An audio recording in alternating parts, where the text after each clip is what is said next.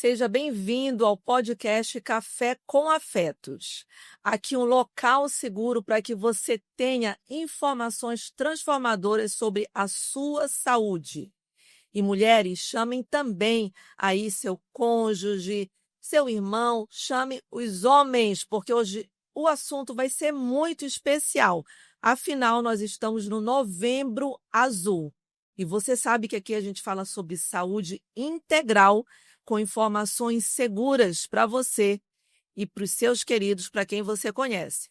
Hoje, no Novembro Azul, o nosso tema vai ser com ele, urologista Nelson Ferreira. Urologista, poeta, escritor, apresentador também do programa Viver Bem Tocantins, e que vai estar falando muitas orientações para você. Vamos derrubar muitos tabus aqui também. Então, chama eles para que eles recebam essas informações preciosas. Afinal de contas, né, doutor Nelson, o Novembro Azul, ele começou como esse movimento de prevenção do câncer de próstata, mas ele tem se difundido, ainda bem, né? Ele tem se ampliado no sentido de prevenção da saúde masculina como um todo. Mas até hoje é um tabu. Nós temos ainda um tabu, nós temos uma certa dificuldade para os homens estarem cuidando da sua saúde. E talvez essa seja a principal resistência nesse movimento. Qual a sua opinião sobre isso? Verdade, Carla. Muito obrigado pelo convite aqui do Café com Afetos. Interessantíssimo programa. Muito feliz de estar participando desse momento. E é verdade. O Novembro Azul foca muito na questão da próstata no homem, né? A questão o termo prevenção não é bem o termo certo, seria o diagnóstico precoce do câncer de próstata, porque o prevenção, às vezes, a gente não consegue prevenir nem prever, mas a gente consegue fazer um diagnóstico precoce. Mas a Sociedade Brasileira de Urologia ela é muito ampla, então a saúde do homem como um todo começa desde a infância. Inclusive a SBU, Sociedade Brasileira de Urologia, a qual pertenço, tem o hashtag Vem para o Uro, que é para justamente os adolescentes já começarem a fazer os exames da adolescência, dos problemas da infância, da pré-adolescência e da adolescência. E no Novembro Azul lembra muito a questão do câncer de próstata. Como a Carla disse, existe ainda esse tabu. As mulheres vão ao ginecologista desde seus 11, 12 anos de idade e não tem mais a preocupação de se expor. Mas os homens ainda mantêm aquela alma latina de achar que fazer o exame digital da próstata vai ferir a sua masculinidade, vai afetar de alguma forma, existe aquela brincadeira que, graças a Deus, está melhorando. Com programas como o seu, de mostrar, a televisão mostra, as novelas mostram a necessidade de ir ao médico, de fazer o diagnóstico precoce. Mas ainda existe aquela coisa de a mulher ter que levar o homem, a irmã que leva o irmão, a esposa leva o marido em força para ele ir, insiste para que ele vá. Ainda não existe tanta espontaneidade masculina nisso. Está melhorando muito. Você vê muito essa resistência nas pessoas de mais idade, nos vozinhos. Então ainda existe uma certa resistência. Mas já no homem de faixa etária menor, dos seus 50, 60 anos, já estão compreendendo que esse tabu não existe, né? A saúde é saúde. Então, se você vai no cardiologista, ele tem que examinar, ouvir seu coração, ele tem que medir a sua pressão arterial. Se você vai no pneumologista, ele tem que escutar teu pulmão para ver se você não tem um sibilo, um ronco pulmonar, uma pneumonia. Se você vai ao urologista, é lógico que você tem que ser examinado, e não só a próstata. Faz parte do exame médico do urologista examinar os testículos, pênis, o abdômen, ver se tem hérnia. É um exame completo. E também a próstata, para que você possa tentar fazer algum diagnóstico. Então, nós podemos dizer que o machismo, a vergonha e a falta de informação continuam sendo os principais obstáculos para a saúde do homem? Continua sendo, sim, existe isso, ainda existe isso, está diminuindo, né? Com as informações, hoje você tem muito mais informação do que você tinha 10 ou 20 ou 50 anos atrás, lógico. Hoje nós temos as TVs, as novelas, os programas, as redes sociais, como o seu programa aqui, que está esclarecendo isso, e então realmente está diminuindo isso no consultório urológico. Mas nós percebemos que as pessoas ainda reluta, alguns relutam, não querem, ou então vão ao consultório e já viram para mim e falam assim: doutor, eu vim aqui fazer aquele exame de sangue, Uhum. ou do sangue, do PSA, só esse exame, não quero fazer nenhum outro, não quero examinar, não aceito o exame digital da próstata. Existe essa relutância em alguns momentos. Infelizmente, assim, né, muitos homens só procuram a assistência médica, no caso urologista, quando já tem sintomas, já vê sintomas avançados. E assim, na sua prática assim, diária, assim, quando chegam nesses casos já com muitos sintomas, quais são as consequências disso? Algo que você poderia olhar assim, se tivesse feito lá atrás o diagnóstico, seria algo diferente, mas chegou agora, quais são as consequências para o homem, para o tratamento, em relação a ter até mesmo alguma sequela resultando do tratamento que existe, vai ter que fazer cirurgia mais ampla, mais invasiva, quimioterapia, etcétera, para o homem, para a saúde do homem. Verdade, eu sei. Inclusive, como havia no início aqui do bate-papo, eu falei que o termo certo seria diagnóstico precoce, e não prevenção do câncer de próstata, né? O que a gente faz é diagnosticar o quanto antes. Quanto antes diagnosticado, melhor o tratamento, melhor o prognóstico, ou seja, a sobrevida, o efeito final do tratamento. Se você deixa passar aquele momento, então passou a chance de ser curado. Aí você vai ficar correndo atrás, né, uma gíria, de alguma coisa para melhorar a tua qualidade de vida, mas não mais a cura. Então, é importante o diagnóstico precoce, é importante você pegar a doença na fase inicial. Então, se você deixa passar a fase inicial, passou. Agora, o que você pode fazer? Aí, o que você pode fazer nem sempre seria o melhor para você. Você vai fazer o que a medicina te oferece em termos de terapia, em termos de tratamento, mas a cura, às vezes, já não mais você consegue, não fica livre da doença. Por isso, o termo mais ideal para a gente usar é diagnóstico precoce do câncer de próstata, e não preventivo, né? E se diagnosticar precocemente. Quanto mais cedo, mais rápido a cura, mais chance de cura definitiva. Daí a importância de procurar mesmo sem sentir nada, mesmo sem sintoma, exatamente isso aí, né? Aliás, o câncer de próstata, ele é quase que assintomático, ele não dá sintoma.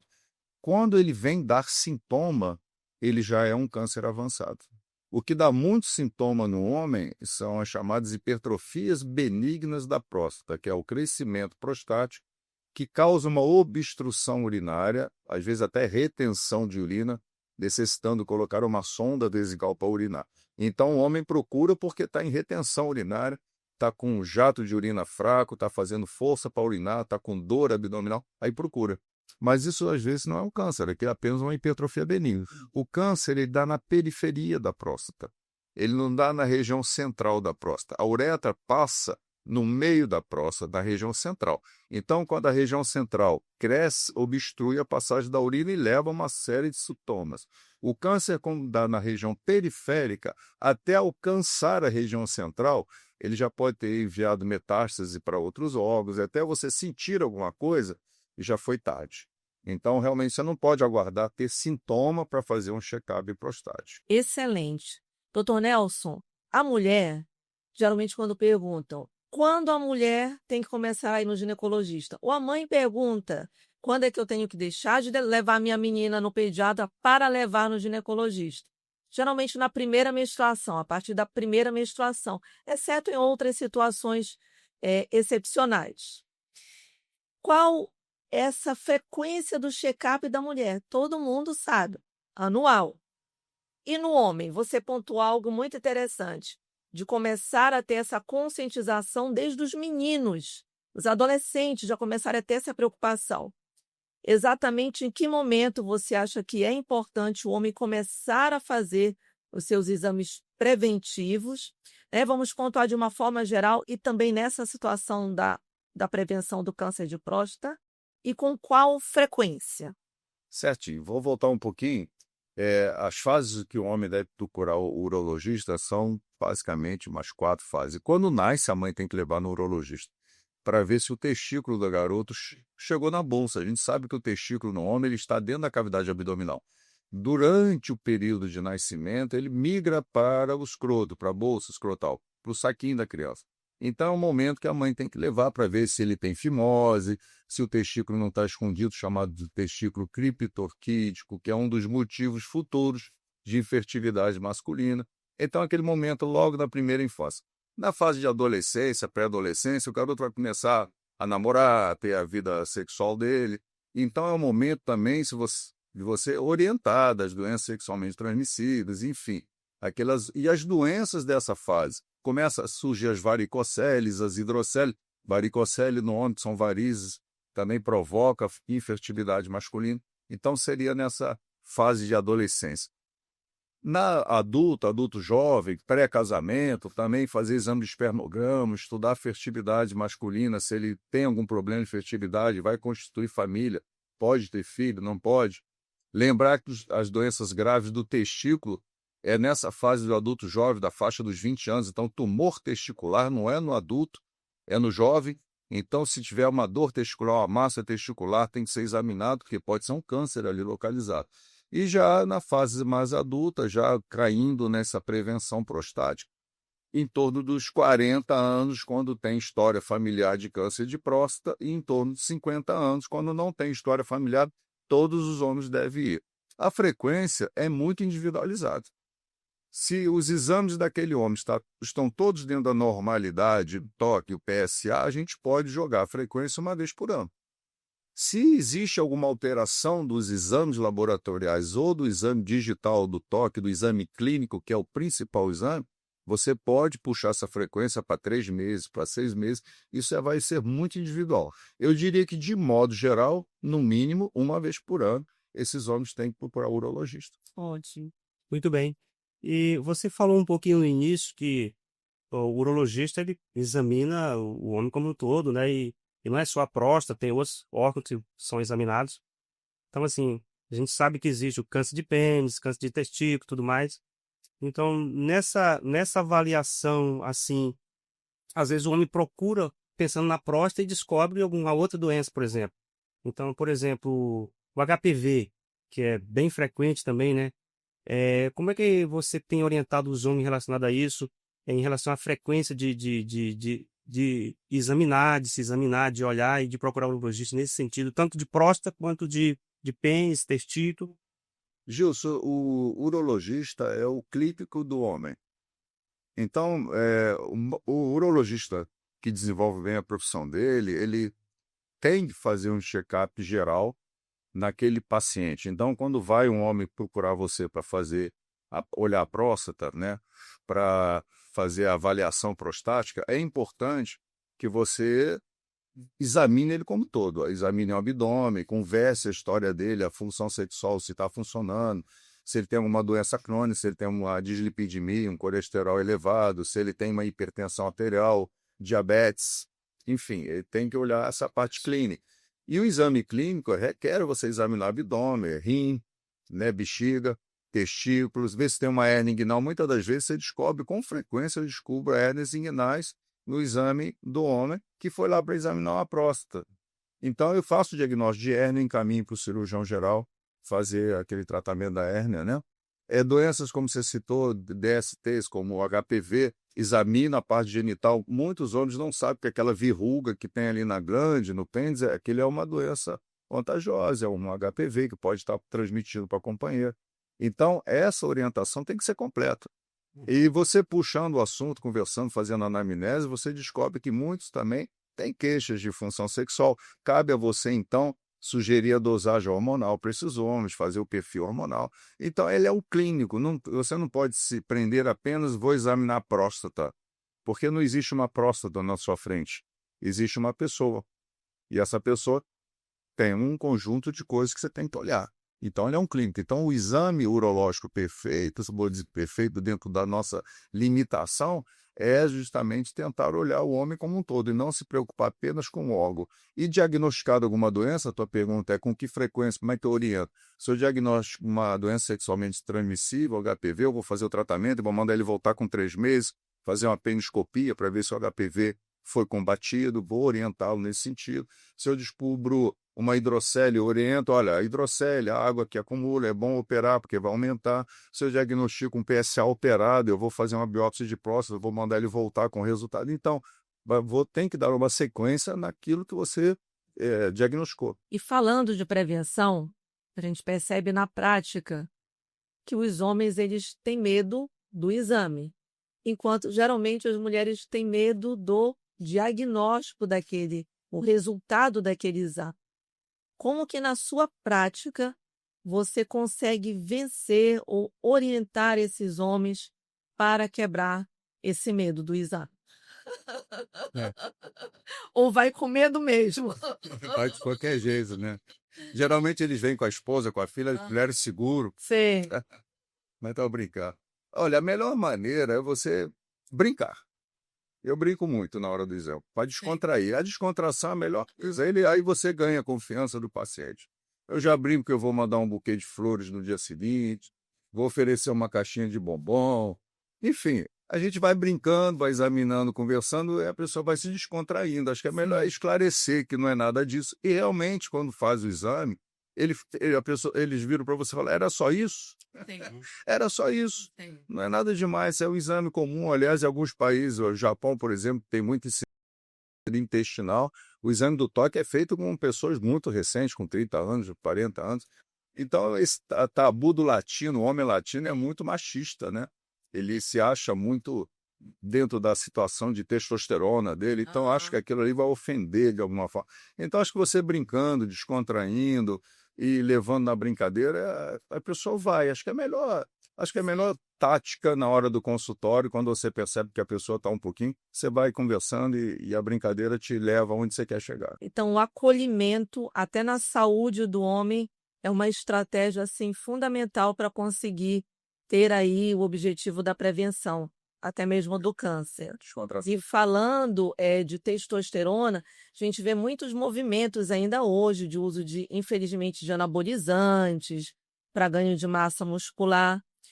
Como você acha que isso pode estar impactando também nessa questão da saúde da próstata do homem? É importantíssimo isso, inclusive você não pode fazer anabolizante, testosterona, reposição hormonal, se houver uma suspeita de um câncer de próstata. Então, antes de você começar a fazer uso de testosterona, você tem que primeiro afastar doenças do fígado também. Você não pode ter uma doença hepática grave, que aquilo ali pode piorar a doença.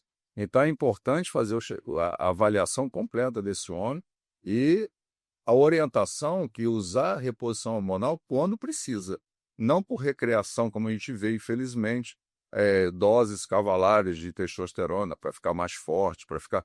Isso não é fisiológico, a gente não encara isso como saúde. Agora, numa faixa etária para frente, se você percebe que o homem entrou naquele TAEM, né, distúrbio androgênico do envelhecimento masculino, que aí vem a obesidade, o sedentarismo, a insônia, a irritabilidade, a perda da ereção, a falta de humor, a baixa concentração no trabalho, a baixa produção, você pode diagnosticar como uma queda da testosterona. E você faz a dosagem, aí você está autorizado a repor a testosterona. Está autorizado a você tornar a testosterona em níveis fisiológicos.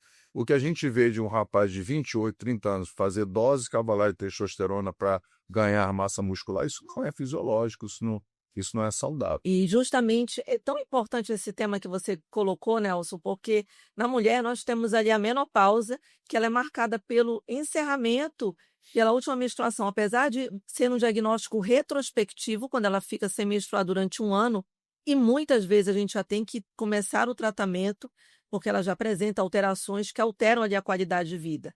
Já no homem também é um desafio, porque a andropausa, não é? Essas alterações hormonais no homem não tem um marco para dizer você entrou no dia tal, com a idade tal, e a partir daí você precisa. Que sinais esses homens que estão aqui com a gente também, junto com as maravilhosas aqui, têm que ficar atentos a partir de que idade também tem que procurar para que tenha uma qualidade de vida que de repente não é só uma questão, é a idade, ou é o estresse, ou é o cansaço, mas efetivamente uma alteração hormonal que ali com responsabilidade, com receita de um médico, depois de ser feito toda uma avaliação, pode estar resgatando esse homem para que ele volte a ter a qualidade de vida, a energia dele, o pique que ele tinha antes. É verdade. A mulher marca, né, com o término da menstruação. O homem não tem essa marca estabelecida. Acho que é insidioso, é numa crescente. Por exemplo, aquela pessoa que até seus 40 anos foi atleta, corria 20 quilômetros por dia, jogava bola, dormia bem, bom humor, boa vida sexual, e de repente começa a ficar mais preguiçoso, não parou de jogar bola, aquela famosa barriguinha começou a crescer, quer mais um chopp em uma cadeira do que praticar um esporte. A mulher já começa a reclamar que ele não é o mesmo que ele era antes. Isso já pode ser sinais que ele está precisando olhar essa parte hormonal dele. Então, isso vai de cada pessoa, não tem uma idade certa. Tem homens que começam com 40 anos, tem aqueles com 50, aqueles com 60. Então, não tem uma idade precisa no homem, porque não tem um ciclo menstrual no homem.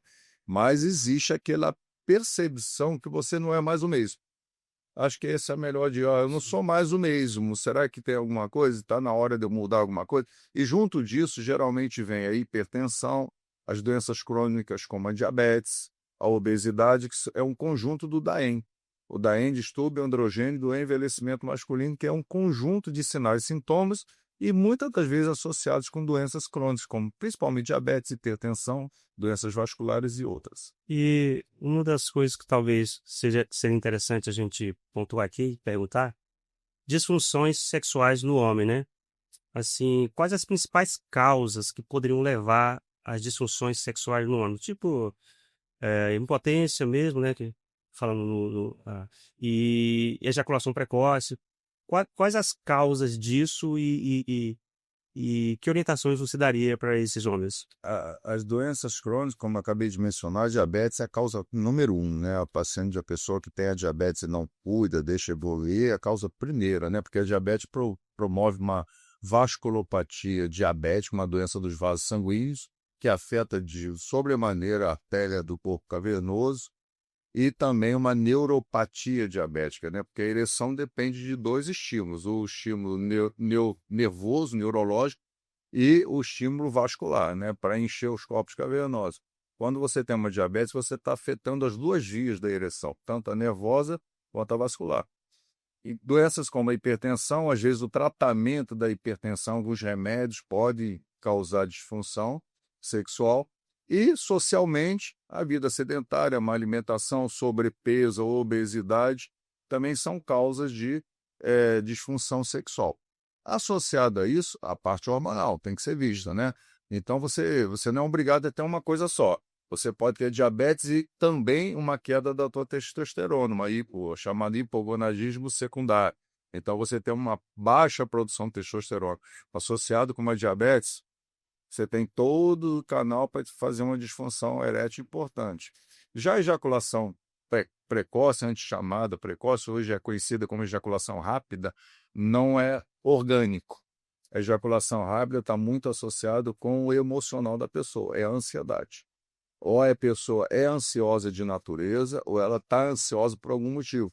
Ou desajuste no casamento, na relação com a pessoa, ou no trabalho, ou está endividado. Então, algum fator que gere ansiedade.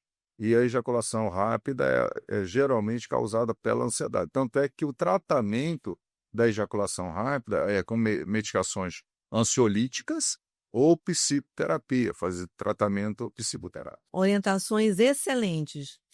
E o grande desafio, né, doutor Nelson, é transformar o Novembro Azul, que muitas vezes parece tão distante como sendo só um movimento social, comunitário, para a realidade do homem comum, para que ele efetivamente seja transformado. Qual a sua mensagem final para o nosso público em relação ao Novembro Azul? Novembro Azul, a gente fala novembro, né? Parece que a gente precisa olhar a próstata só em novembro. Não, é de janeiro a janeiro. Só que as sociedades mundiais de urologia, elas têm que ter um mês, né? Você tem outubro rosa para o câncer de mama, novembro azul para lembrar os homens da próstata, né? Isso é um movimento que não é um movimento elitizado, não é só para alguns, é para todos. Tanto é que o serviço público oferece também nesse período do novembro azul alguns carros itinerantes para fazer dosagem de PSA, alguns lugares oferecem urologistas. Geralmente as clínicas, de um modo geral, oferecem, facilitam o atendimento. Então, é um movimento lá no Hospital do SUS, por exemplo, vai ter um dia que eu vou atender os funcionários que ali trabalham. Então, realmente é um movimento que não tem tamanho e nem é só para um ou não é para todos, é só para quem tem recurso financeiro, não é assim. É para todos se conscientizarem que é importante voltar, ir ao urologista. Se nunca foi, vá a primeira vez. Se costuma ir, vá todo ano. Não precisa ser só em novembro, pode ser em qualquer mês do ano. Mas lembrar que é importante essa saúde masculina. Produzindo mais vida, mais longevidade, uma vida de melhor qualidade. Então, é um movimento mundial e a Sociedade Brasileira de Urologia engloba isso como coisa muito importante. Então, avisa, anuncia, tem outdoors. Então, é para todas as pessoas terem acesso realmente. É um movimento muito público a questão da Novembro Azul. Que ótimos. Conversamos aqui com o Dr. Nelson, que trouxe tantas informações importantes, né? E você, homem que está aí do outro lado, procure cuidar da sua saúde como um todo. Você ouviu aqui que realmente o urologista ele é o seu clínico, ele pode te ajudar a resolver problemas, alguns que não foram mencionados aqui, mas aqui está o convite, você procure o seu médico urologista. E envia esse episódio para um homem que precisa saber dessas informações e chama ele também para se inscrever no podcast Café com Afetos. Agradecemos a presença do Dr. Nelson Ferreira aqui conosco nesse episódio. E olha só, tem um outro ponto muito importante que eu quero te convidar para o próximo episódio do Café com Afetos, próxima quinta-feira, porque o cuidado masculino também passa pelo desejo de gerar vida. Então, vem com a gente, o próximo episódio, o Dr. Nelson vai conversar sobre fertilidade. Se eu fosse você, eu não faltava.